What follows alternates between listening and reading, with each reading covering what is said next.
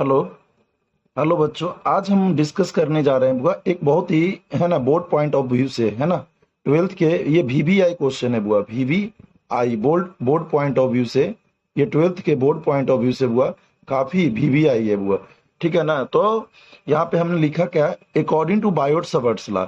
और ये Biot Savart's law होता क्या है, कहता है क्या कि यदि किसी बायर से अगर करंट आई पास कर रहा है, यदि किसी बायर से करंट आई पास कर रहा है, तो उसके अगर किसी बिंदु, अगर मान लेते ये बिंदु पी है, तो ये पी बिंदु इस वायर से कुछ दूरी पे होगा, तो ये दूरी क्या है बुआ, आर दूरी पर है। तो ये इस पी बिंदु पर कितना मैग्नेटिक फील्ड का मान होगा, उसको हम मैग्नेटिक फील्ड का मान हमको पता करना है।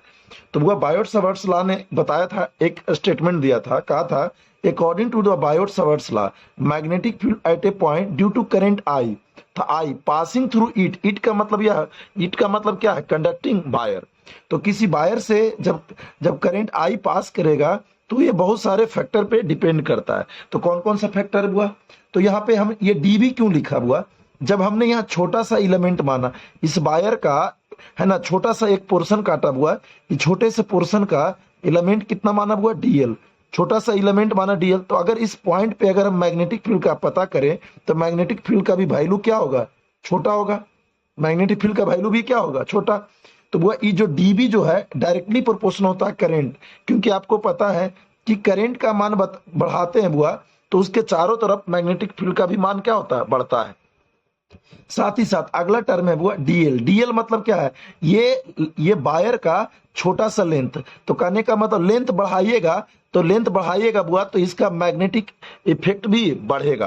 तो ये डायरेक्टली प्रोपोर्शनल होता है। दूसरा है बुआ साइन थीटा का डायरेक्टली प्रोपोर्शनल होता है। ठीक है ना। यहाँ पे जो थीटा कोण बन रहा है उसमें दो एंगल आता है बुआ, एक साइन थीटा एक कॉस थीटा, तो साइन थीटा का प्रोपोर्शनल होता है। तीसरा होता है बुआ कि आर आर स्क्वायर जो हमने लिखा, तो ये आर स्क्वायर का इन्वर्सली प्रोपोर्शनल होता है, क्योंकि पता है कि जैसे जैसे ये दूरी का मान बढ़ेगा ना, जैसे जैसे ये दूरी बढ़ेगा बुआ, तो ये मैग्नेटिक फील्ड का मान धीरे धीरे क्या होगा, घटेगा। तो इसलिए लिखा ये इनवर्स स्क्वायर लॉ को भी फॉलो करता है। क्या चीज बुआ, यहाँ पे इसको बोलते हैं बुआ inverse square law, inverse law को भी फॉलो करता है। क्या चीज बुआ, इनवर्स लॉ को भी।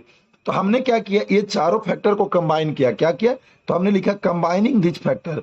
तो डीबी डायरेक्टली प्रोपोर्शनल टू बुआ I D L sine theta बटा आर स्क्वायर। ये प्रोपोर्शनलिटी है ना, इस प्रोपोर्शनलिटी को हम देखना पसंद नहीं करते, तो इस प्रोपोर्शनलिटी को हम हटा देते हैं। तो बुआ एक कांस्टेंट आता है, इस कांस्टेंट का नाम है बुआ क्या चीज, इसको बोलते हैं प्रोपोर्शनलिटी कांस्टेंट। और इस के का मान होता है बुआ म्यू नॉट बटा 4 पाई। और इसका कांस्टेंट के टर्म में अगर इसको हम लिखें, तो होता है बुआ 10⁻⁻7 टेस्ला मीटर एम्पियर, है ना, टेस्ला मीटर एम्पियर। ठीक है ना। तो ये के का मान रख दीजिएगा।